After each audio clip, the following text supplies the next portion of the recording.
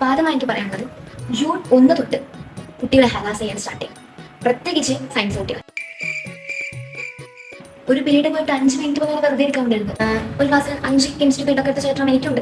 നിങ്ങൾക്കുണ്ടോ? ഉണ്ടാക്കണം. അപ്പം arts sports festival നമ്മളിട്ട് കുറേ എണ്ണം പോകും. ഒരാളെയും പോകാൻ അനുവദിക്കരുത്. പക്ഷെ നമ്മുടെ സ്കൂളിന് എല്ലാത്തിനും ഫസ്റ്റ് വേണം. ഒന്നാമത് കുട്ടികൾ പറയും ടീച്ചറെ ക്ലാസ് എടുക്കല്ലേ. നോ, അങ്ങനെ പറയുന്ന ക്ലാസ്സിൽ 2 ചാപ്റ്റർ എക്സ്ട്രാ എടുത്തോ. ഫസ്റ്റ് ഒരാഴ്ച പ്ലസ് 1 സ്റ്റുഡൻസ് കളർ ഡ്രസ് ആയിരിക്കും. പല മാവലിയെ ഹരാസ് ചെയ്തിരിക്കണം.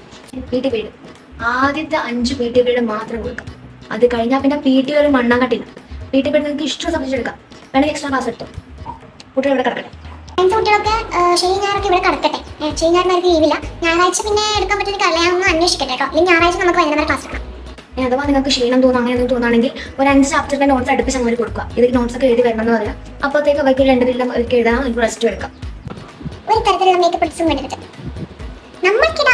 നമ്മളിടും. നമ്മൾ ലിപ്സ്റ്റിക് ഇടും, ഐലൈനർ ഇടും, നമ്മൾ സീരിയസ് ആയിരിക്കും, മാലയും കമ്മലൊക്കെ ഇടും. പക്ഷെ കുട്ടികളുടേത് കാര്യമായിട്ട് എനിക്ക് ഇത്രയേ ഉള്ളൂ.